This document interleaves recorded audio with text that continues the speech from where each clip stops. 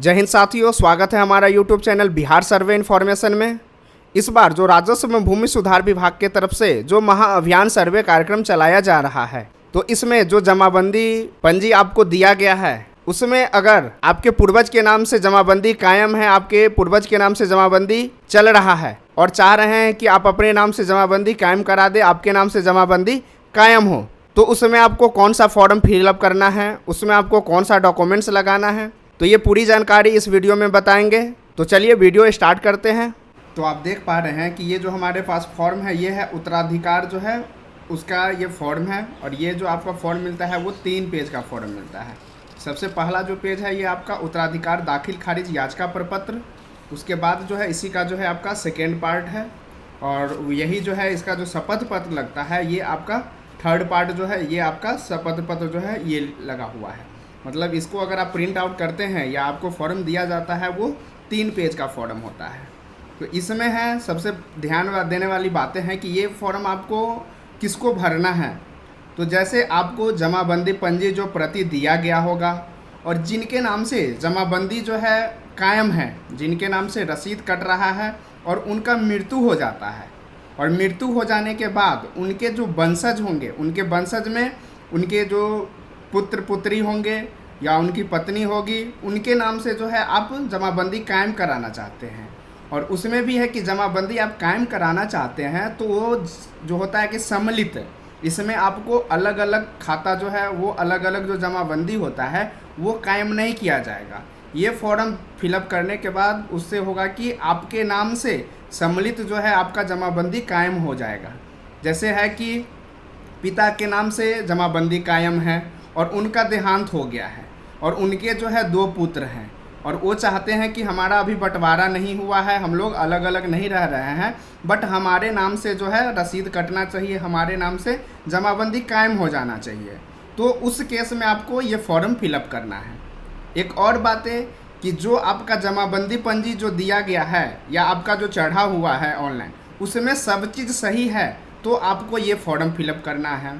नहीं, अगर हो सकता है कि जो आपको जमाबंदी पंजी जो प्रति दिया गया है उसमें आपका खाता, खेसरा, रकवा या किसी भी प्रकार का त्रुटि है, तब तो आपको इससे पहले जो हमने वीडियो डाला हुआ है वो आपको फिल करना है। मतलब सबसे पहले जो है जो आपका जमाबंदी पंजी दिया गया है उसी में आपको जो नीचे कॉलम बना हुआ है उसमें आपको खाता, खेसरा या किसी भी प्रकार का अगर दिक्कत है वो फिल करके आपको जमा करना है। साथ में शपथ पत्र लगाना है। तो शपथ पत्र जो लगेगा वो जिनका देहांत हो गया, जिनके नाम से जमाबंदी कायम था और उनका देहांत हो गया है, तो वो तो साइन करने नहीं आएंगे, तो उनके एवज में जिनके नाम से शपथ पत्र बनेगा वो जीवित जो उनके पुत्र पुत्री होंगे उनके नाम से फॉर्म फिलअप होगा और उन्हीं का साइन होके जो है वो जमा हो जाएगा। इससे क्या होगा कि वो परिमार्जन के माध्यम से पहले जो है उसका खाता, खेसरा, रकवा ये जो है वो आपका सही होके सही चढ़ जाएगा नेट पे।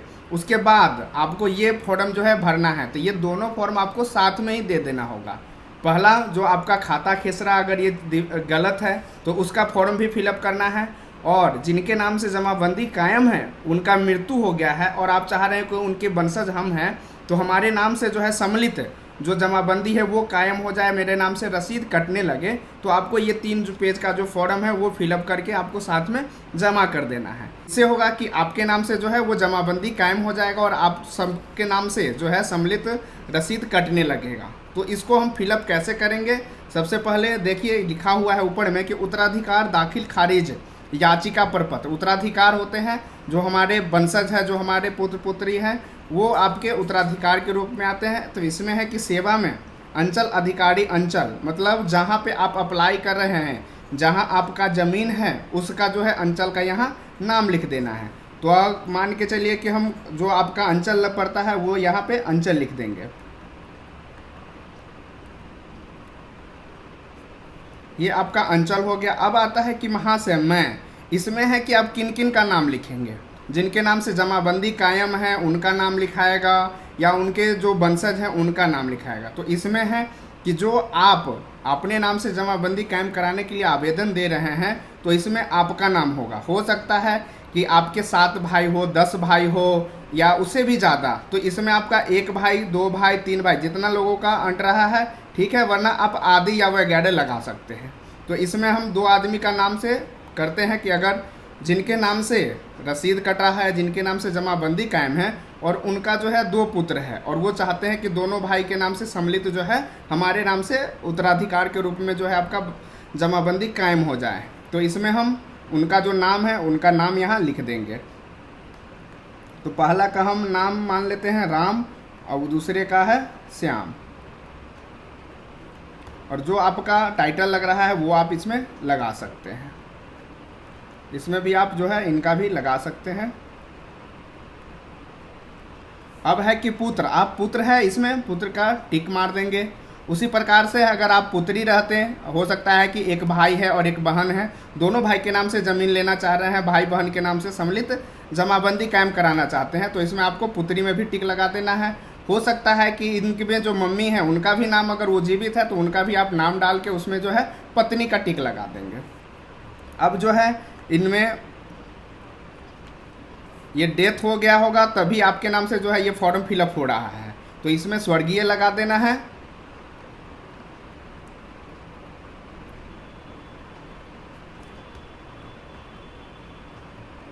ये हम एग्जाम्पल के तौर पे नाम डाल रहे हैं। और इसमें है कि निवासी ग्राम, जो आपका जहाँ घर पड़ेगा वो जो है आपका गांव का नाम यहाँ पे डाल देना है।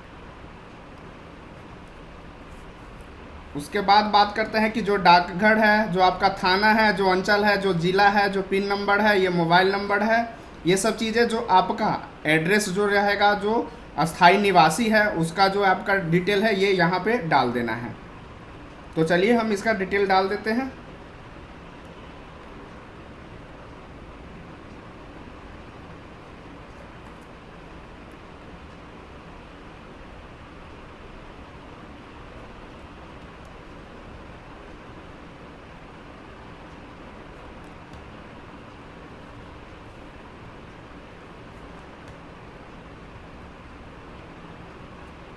उसके बाद जो आपका 10 अंक का मोबाइल नंबर होगा वो यहाँ पे डाल देना है।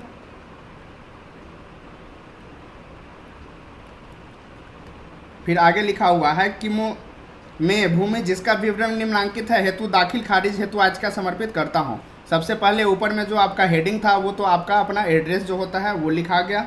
अब आते हैं मेन जो है आपका नीचे कि हित अर्जित करने का जो मात्र ये आपका माध्यम है वो तो उत्तराधिकार है, ये ठीक ऑलरेडी लिखा हुआ है, इसमें आपको कुछ करने की ज़रूरत नहीं है। अब है कि हित अर्जित करने वाले सभी हिस्सेदार का नाम का विवरण, मतलब हित अर्जित करने वाले जो आपका हित अर्जित करेंगे वो राम और श्याम करेंगे। तो ये जो वंशज का नाम है राम और जो है श्याम, इससे भी ज़्यादा अभी बोल रहे थे कि अगर बहन का नाम होगा तो आप बहन का भी नाम दर्शा सकते हैं, पत्नी का नाम होगा तो ये पत्नी का भी नाम दर्शा सकते हैं। एक से ज़्यादा है तो आप इसको एक्स्ट्रा जो है प्रिंट आउट कर लेना है, या तो अपना मॉडिफिकेशन के माध्यम से किसी भी जो डाटा सेंटर होगा जहाँ पे ये काम किया जाता होगा, इसमें आप खाना अपने अनुसार बना के इसको प्रिंट आउट करवा सकते हैं। तो वंशज के नाम में जो आपने आवेदन दिया है उनका नाम यहाँ लिखा जाएगा।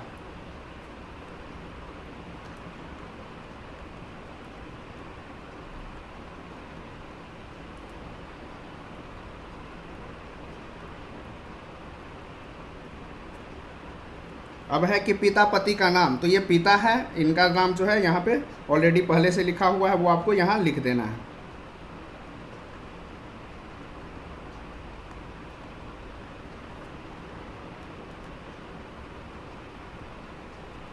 ठीक है, सेम हो जाएगा। संबंध है कि आपका पिता है तो यहाँ पे पिता लिख देना है।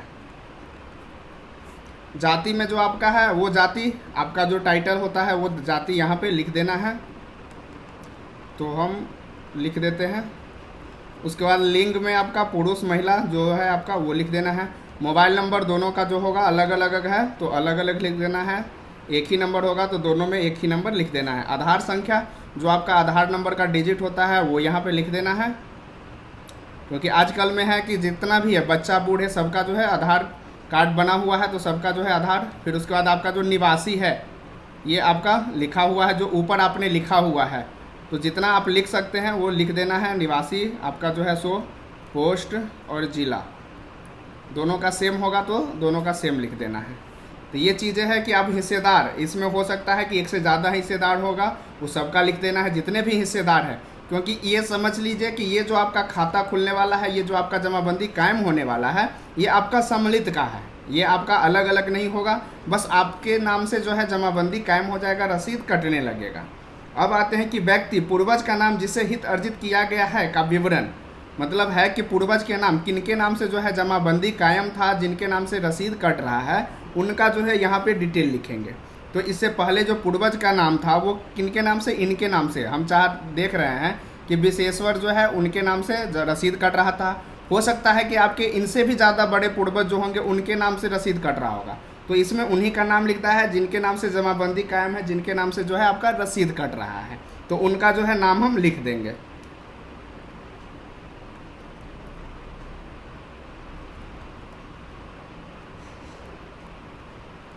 अब है कि पिता पति का नाम, इनके जो पिता रहेंगे उनके जो है उनका नाम लिख देंगे।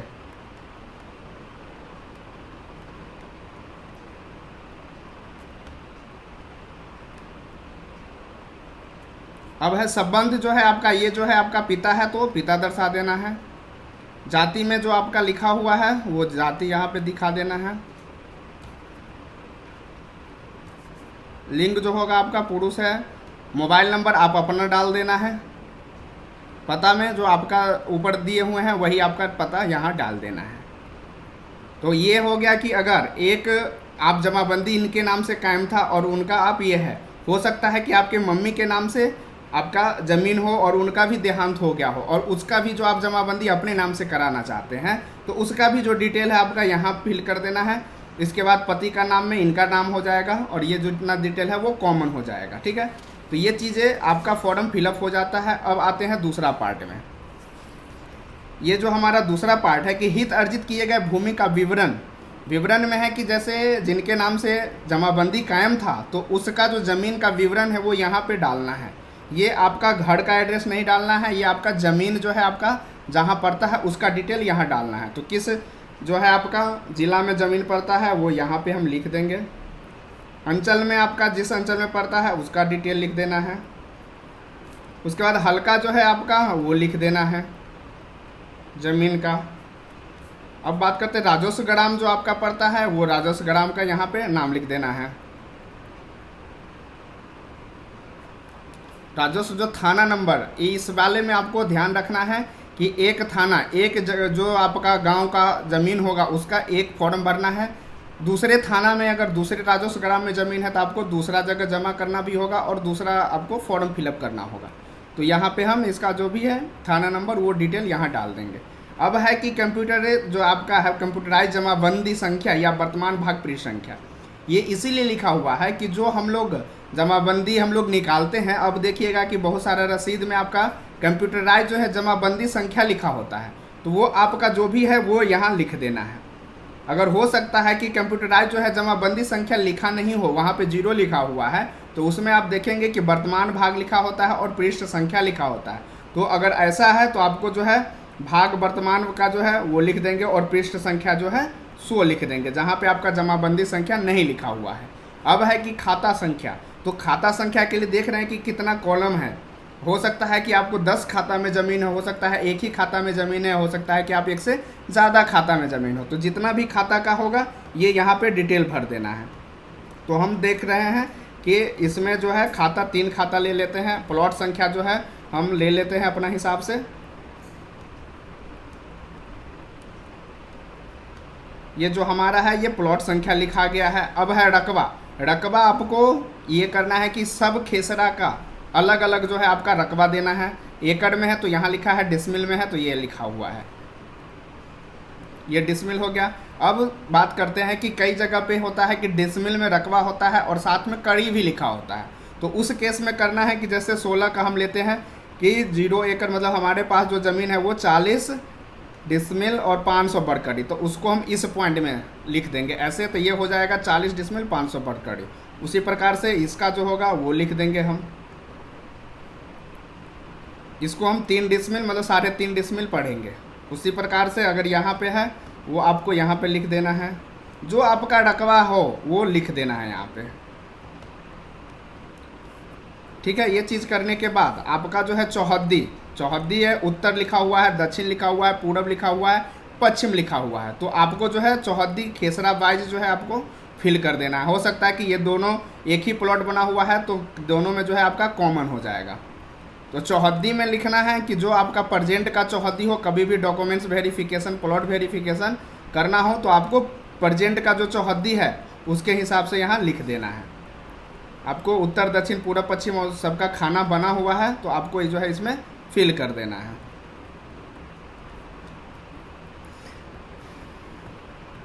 तो ये हमारा चौहद्दी फिल हो जाता है जो कि आपका प्रजेंट का है। इसी प्रकार से इससे ज़्यादा है तो आपको ये इसमें भी अगर नहीं अट रहा है तो आप इसका जो है दूसरा प्रिंट आउट करके इसके साथ में लगा सकते हैं। तो ये चीज़ मेरा दूसरा जो है कंप्लीट हो जाता है।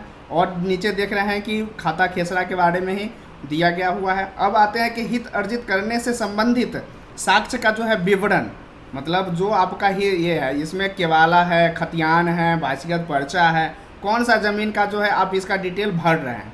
तो इसमें है कि दस्तावेज का प्रकार, तो ज़्यादातर केस में लोगों के पास क्या होता है, जो पूर्वज है उनके नाम से जो होता है केवाला होता है या तो खतियान होता है। तो दस्तावेज में हम लिखेंगे यहाँ पे अगर केवाला है तो हम केवाला का डिटेल यहाँ डाल देंगे। अब है कि दस्तावेज संख्या जब आप केवाला लेते हैं तो उसके कॉर्नर पे डीड संख्या लिखा होता है, वो डीड नंबर जो आपका होगा वो यहाँ पे लिख देना है। उसके बाद दस्तावेज दिनांक में है किस दिन आपका जो है केवाला हुआ है उसका डिटेल हम लिख देंगे। दस्तावेज मूल्य, ये आपको अगर पता है कि मेरा 1000 रुपया का है या उसमें 45,000 है या जितना भी है उसका दस्तावेज मूल्य लिखा होता है। जहाँ पे केवाला में लिखा होता है कि आपका कितना रुपया का जो है ज़मीन था वो डिटेल यहाँ पे लिख देंगे। अब है निगम करने वाले कोर्ट का, कहाँ से आपने निबंधन जो किया है उसका डिटेल यहाँ पे लिख देंगे। निबंधन कार्यालय जो आपका था वहाँ का यहाँ पे डिटेल लिख देंगे। जिला जहाँ से आपने रजिस्ट्री करवाया हुआ है, जहाँ पे आपका ज़मीन था, उसके बाद पता जो है वो आपका अपना लिखा जाएगा, ज़मीन का जो है जिस जगह पे पड़ता है। तो आपका यहाँ पे कुछ नहीं करना है, जिला लिखा ही गया है, आपको पोस्ट जो है वो पता हो कर देना है और या अंचल लिख देना है। बाकी जो चीज़ें इसमें समझ में नहीं आए, जो चीज़ें हमने आपको बताया है उसमें अगर आपको क्लियर लग रहा है आपको फिल करना है। जो चीज़ें नहीं समझ में आ रहा है, जो नहीं मिल पा रहा है, उसको आपको खाली छोड़ देना है। अब आते हैं कि दस्तावेज का प्रकार हो सकता है कि ये तो केवाला हो गया। अब खतियानी केस में आपको क्या भरना है, तो इसमें है कि दस्तावेज का प्रकार में अगर आपका खतियानी ज़मीन है तो हम यहाँ पे खतियान लिख देंगे। ठीक है, हो सकता है कि आपका वासीयत पर्चा मिला हो या तो बंदोबस्ती, तो वो यहाँ पे हम लिख देंगे। दस्तावेज संख्या में जो आपका खतियान था तो दस्तावेज संख्या उसमें नहीं लिखा होता है, बट ये लिखा होता है कि आपका जो है वो CS खतियान है कि RS खतियान है कि चकबंदी खतियान है, जो भी है आपका यहाँ पे लिख देना है। अगर चक है तो चक खतियान हो जाएगा। उसमें दिनांक अगर लिखा हुआ है किस दिनांक में वो फाइनल हुआ है उसका डेट यहाँ लिख देंगे। इस सब को जो है खाली छोड़ देंगे, इस सब को भी आपको कुछ नहीं। जहाँ पे आपका ये है ये कॉमन लिखा जाएगा, क्योंकि जहाँ पे आपका खतियान जिस जिला का होगा वो लिख देंगे और पता में आपको खाली छोड़ देना है। अब है कि इसका डिटेल लिखा हुआ है कि मैं इसके साथ उपयुक्त भूमि के हित अर्जित दर्शाने वाले दस्तावेजों का स्व अभिप्रमाणित छाया प्रति संलग्न कर रहा हूँ। मतलब इसमें है कि आपका केवाला है, अगर आपने केवाला दिखा रहा है तो केवाला का स्व अभिप्रमाणित, मतलब जितना आपने जिरोक्स करवाया है उस सभी पे स्व अभिप्रमाणित जो होता है, ऐसे आपको कुछ नहीं, स्व अभिप्रमाणित लिख के आपको साइन कर देना है। आपका जो भी है वहाँ पे साइन कर देना है, ये हर एक पेज में करना है। ठीक है, आपको अगर अटेस्टेड मतलब सेल्फ अटेस्टेड भी आप हिंदी इंग्लिश में लिख सकते हैं, अपना साइन कर देना है। ठीक है, तो ये चीज़ें हो गया कि आपने डॉक्यूमेंट्स के रूप में केवाला दिया है तो केवाला का पूरा जो है कॉपी होगा वो लगा देना है। खतियान है, अगर खतियान का प्रति आपके पास अवेलेबल है तो वो आपको लगा देना है। साथ में है इसका केवाला के अलावा अगर आपका शुद्धि पत्र है, जो आप निबंधन कार्यालय जब भी आप मोटेशन के लिए अप्लाई करते हैं और जो फाइनल होता है उस समय आपका जो शुद्धि पत्र मिलता है वो शुद्धि पत्र अगर आपके पास है तो वो दे देना है। रसीद है तो रसीद का फोटोकॉपी लगा देना है। जमाबंदी आपके नाम से कायम था या पूर्वज के नाम से, वो जमाबंदी रसीद लगा देना है। ये चीज़ें करने के बाद अब होता है कि शपथ पूर्वक बयान करता हूँ कि मेरे द्वारा ऑनलाइन दाखिल खारिज हेतु दी गई विवरणी सही है तथा उक्त जमीन पर हमारा स्वामित्व शांतिपूर्ण दखल कब्जा है। अगर भविष्य में जांच सत्यापन शिकायत के क्रम में प्रमाणित होता है तो मेरे द्वारा गलत विवरणी मेरे ऊपर विधिवत संबद्ध कानूनी कार्रवाई की जा सकती है। मतलब ये आपका फॉर्मेलिटीज़ है कि आपका जो द्वारा कागज़ दिया गया है वो आपके सही विवरण भरे हुए हैं। अब आते हैं कि अनुलग्नों की सूची, पूर्वज का मृत्यु प्रमाण पत्र, जो नाम जिनके नाम से जमाबंदी कायम था और आप उनके नाम के अपने नाम से रख चढ़ाना चाहते हैं तो उसका है मृत्यु प्रमाण पत्र। ये मृत्यु प्रमाण पत्र बना हुआ है तो बेटर है, नहीं तो आपके मुखिया जो होंगे, आपके जो सरपंच होंगे वो अब बनाएंगे। इसमें है कि ये इसका प्रमाण पत्र दे देना है, या मतलब ये दीजिए या आपको ये देना है, तीनों में से कोई एक देना है। उसके बाद है कि मृत्यु से संबंधित शपथ पत्र, आप शपथ पत्र भी बना सकते हैं कि ये मेरे पिताजी थे, इनका जो मृत्यु हो इस दिनांक को हो गया, मैं शपथ पूरे बयान करता हूँ कि मेरा जो कहा गया है वो सही है। ये डिटेल आप बना सकते हैं कोर्ट से। उसके बाद है कि वंशावली आपको कैसे बनाते हैं ये आप हमारे चैनल के माध्यम से देख सकते हैं, वहाँ पे वीडियो ऑलरेडी बना हुआ है, तो आप वंशावली भी बना सकते हैं। इस तीनों में से कोई एक जो है आपको इसके साथ में लगा देना है। अब है कि विश्वास भाजन में जो आपने जैसे 2 आदमी के नाम से आपने फॉर्म फिलअप किया है, आपने 2 आदमी के नाम से फॉर्म फिलअप किया है, किनके नाम से, राम वो जो श्याम है उनके नाम से, तो आपको यहाँ विश्वास भाजन में दोनों भाई में से जो भी अवेलेबल होंगे उनका नाम यहाँ पे लिखा जाएगा और यहाँ पे साइन हो जाएगा, ठीक है, विश्वास भाजन के ऊपर में, और याचिकाकर्ता का साइन, जिस तिथि को आप कर रहे हैं वो तिथि यहाँ पे लिखा जाएगा, ठीक है। अब होता है कि अगर उपयुक्त पत्र में सभी विवरण दर्ज नहीं हो रहे तो कृपया अनुलग्न के रूप में, मतलब आप एक से ज़्यादा जो है अगर आप कर रहे हैं तो अनुलग्न के रूप में एक्स्ट्रा पेज जो आप लगाएंगे वो लिख देना है नीचे में। बस इतना ही चीज़, आपका फॉर्म जो है ये फिलअप हो जाता है 3 पेज का जो है, और तीनों पेज आपको उसके साथ में लगा के, और जो आपका शिविर कार्यालय, ये शिविर कार्यालय आपके अंचल में हो सकता है या आपके जो पंचायत सरकार भवन पंचायत में बना हुआ है वहाँ हो सकता है, या तो आपके हल्का में लगा होगा, वहाँ पे आप जाके जमा कर दीजिएगा। कुछ ही दिनों में आप जैसे ही ये महासर्वे ख़त्म होने रहेगा उससे पहले आपके नाम से जो है जमाबंदी कायम हो जाएगा और आपके नाम से रसीद कटने लगेगा। आशा करते हैं कि आज का वीडियो आपको अच्छा लगा हो। ऐसे ही बिहार सर्वे से रिलेटेड, जॉब से रिलेटेड, बिहार के महत्वपूर्ण न्यूज़ से रिलेटेड जानकारी के लिए हमारे चैनल को लाइक करें, सब्सक्राइब करें और दोस्तों के बीच शेयर करें। वीडियो देखने के लिए धन्यवाद।